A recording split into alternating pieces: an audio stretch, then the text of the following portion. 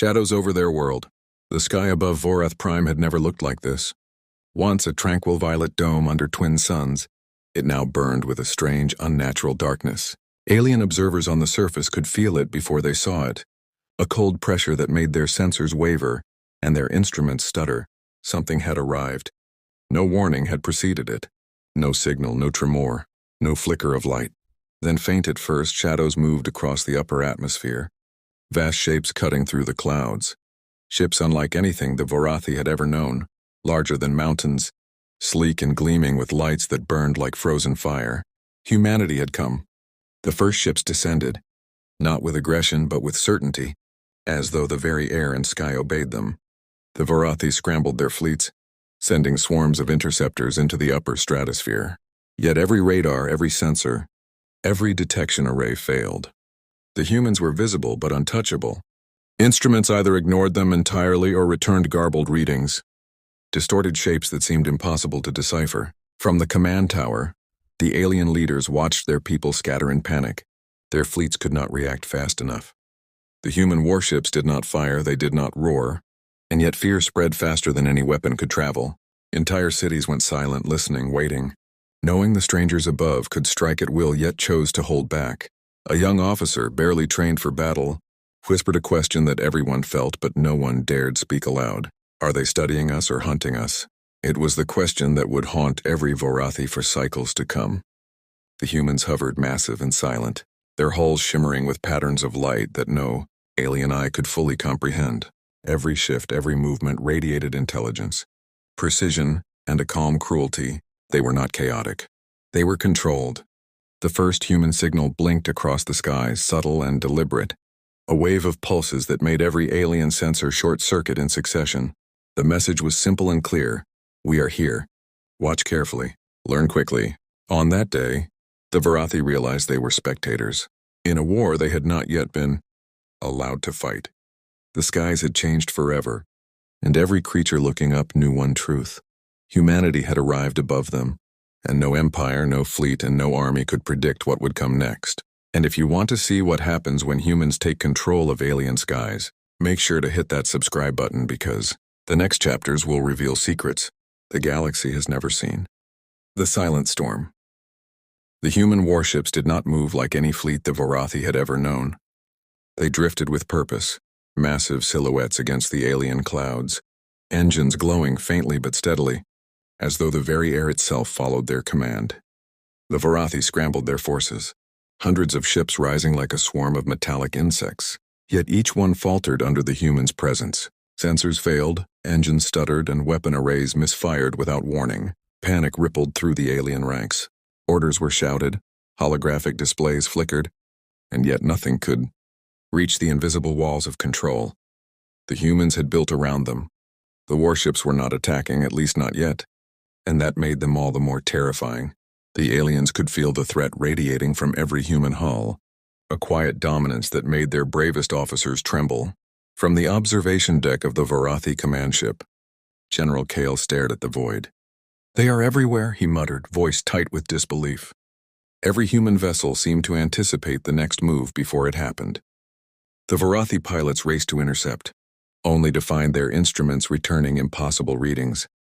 Time itself seemed to bend around the humans, every calculation failing before it could complete. A flash of light streaked across the skies, not a weapon but a signal. The Vorathi sensors screamed, alarms blaring, but the humans remained motionless, as if orchestrating the chaos without lifting a finger. Entire squadrons froze mid-flight, unable to move, engines glowing dangerously as control systems locked down. The Vorathi had never known fear like this. The first casualties came silently. Ships that had been part of the fleet for generations flickered out of existence, disappearing into the void with no explosion, no debris. Only the eerie green glow of malfunctioning consoles remained, a haunting testament to human power. Panic became chaos, chaos became terror, and the skies filled with the soundless screams of an empire realizing it was powerless. And then the humans moved in unison, a formation so precise it seemed impossible, weaving through clouds and lightning, storms with an elegance that was more predator than soldier. The Vorathi could only watch, paralyzed by awe and dread, as the human fleet asserted control over the entire sky. If you think this is impressive, The next chapter reveals what happens when humans finally make contact with the alien cities below. Make sure you are subscribed because the truth will shock even the bravest in the galaxy. Fire across the skies. The alien cities of Vorath Prime trembled beneath the shadows of the human fleet. The warships hung above like dark monoliths, engines glowing faintly. Lights tracing patterns that no Vorathi mind could decode. Every structure, every street, every tower shivered under a presence that had not yet struck, but was already absolute. The humans did not fire. They did not roar. Their dominion was silent and inevitable. From the command towers, the Vorathi leaders could only stare, powerless as their fleets faltered. Ships hovered in confusion, engines misfiring, weapons locked, systems failing. The humans had rewritten the rules of engagement before a single shot had been fired. Panic spread like wildfire, infecting every level of command. The Vorathi knew that resistance was not only futile, it was irrelevant. Humanity had arrived above their world, and the skies themselves seemed to obey them. Then came the signal. Not a weapon, not an attack, but a light wave that swept across the atmosphere, resonating deep in every alien sensor and mind alike. It was a warning, a statement of control. The humans had not come to negotiate. They had come to dominate. Every pulse of light carried the silent message, we decide what happens next. The first human strike was subtle but devastating.